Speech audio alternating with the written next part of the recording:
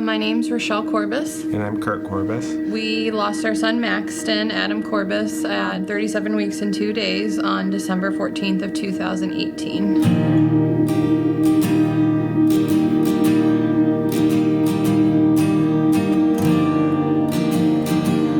Our story began shortly after we were married. We, were ready to start a family, and so we had went through the process for like a year of trying on our own, and then, realized something wasn't right. So then we moved on to a specialist that told us probably the only way that we would be able to conceive a child would be through IVF.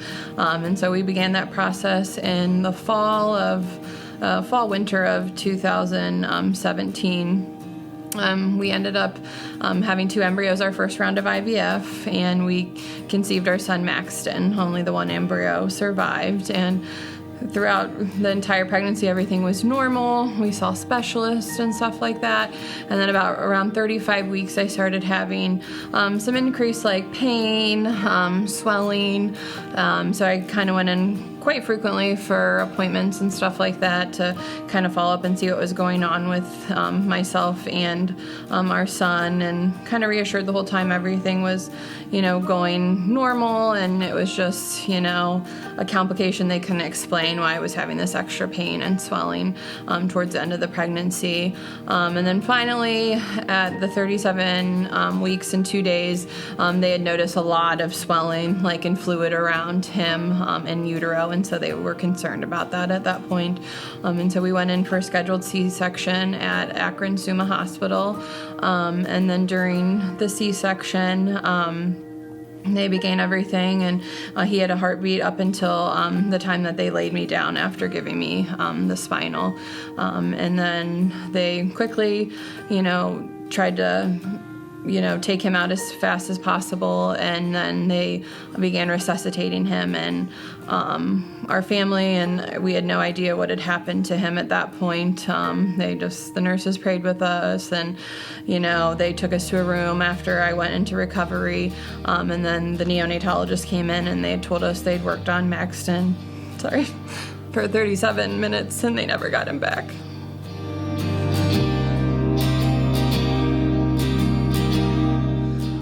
So we belong to St. Mary's Parish in Worcester, and when we went for our son's funeral that day, someone had left us a basket.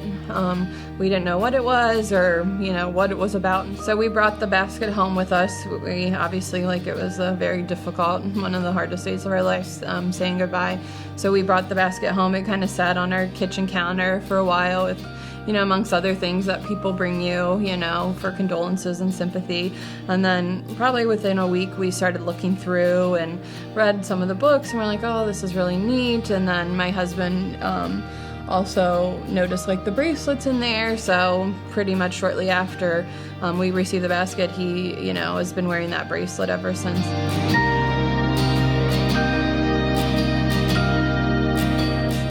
These hearts from the Holy Land, so those have been really special for us. We actually took the inside heart, so it was like a stone with 2 hearts, and there was a smaller heart inside. So we took the smaller heart and we actually put it in with Maxton, so it was buried with him. And then I keep the larger heart in a little keepsake box on my bedside table, so that's been a really nice remembrance that he always has a piece of our heart with him, and we always have a piece of it with us as well. So my favorite item from the basket is definitely the Forget-Me-Not bracelet. It's just something, it's a constant reminder. It's the first thing that I see pretty much when I wake up in the morning, and when I'm at work, it's a stressful day, I look down, and it's always a constant reminder that he's with me.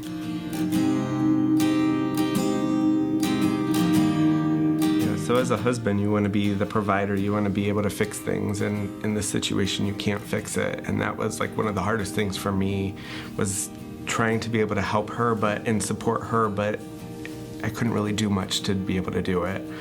So I would just say, for advice, just be present, just support your significant other, just be there. Check in on them daily, see how they're doing, just do little acts of kindness to let them know that you care about them and that you're there for them. It was definitely one that I wanted to try to stay busy and keep my mind occupied, and she was kind of different. But I think at the beginning we just kind of made a pact that we've heard of people going through this where it's torn their relationship apart, and we just made a pact that we weren't going to let this happen to us. Yeah, and I think with grief, there's no right or wrong way. Like everybody, whatever you're doing to survive, like a loss like this incredible, devastating loss that's like unimaginable for most people. Like just whatever you're doing and grieving to survive is the right way for you. Well, obviously after we received a basket and, like I was saying, that you're just like grabbing on for anything for comfort and support and ways to remember your child. And this was so meaningful for us because it gave us tangible things that like we could remember our son, and as the organization as a whole, just helping people. Like, we didn't know about how many people go through a late-term loss, and there's just not a ton of resources, and it's hard to talk about dead babies, and nobody wants to talk about it. And just knowing that there's support and there's resources out there and there's people that want to help out of the kindness of their heart and stuff like that, this organization just spoke to us, and we felt best on this journey. We realized early on when we were helping others, and it's something we can do for our son, that, I've always said that, most people get to go out in the world and they get to do good and they get to live their lives and leave their mark on the world, and Maxton will never get to do that. So we just feel like it's our job to do it for him. And so that's why we, definitely were so excited when, Sarah gave us the opportunity to get involved and volunteer and give back and just give us a way to honor our son and just, help as many families as possible, because we understand like how difficult this journey is, and it never ends. And it's, just nice to know that other people are going through it and that you're not alone, and that you have someone that you can, reach out to, and resources and things to hold on to just to remember your child. So yeah, I think the hardest thing, after a loss and when you're grieving and you feel alone, like you feel like no one gets it and understands, but when you look around and when we found Forget-Me-Nots and like realize like how many families they were helping and what a great organization they were, and it just makes you feel less alone, like knowing that there are people out there that are going down the same road as you. And that's why we want to share our story, because we want to help people. We want to raise awareness for infant loss and pregnancy loss and infertility and about our son's story and stuff like that, so people feel less alone.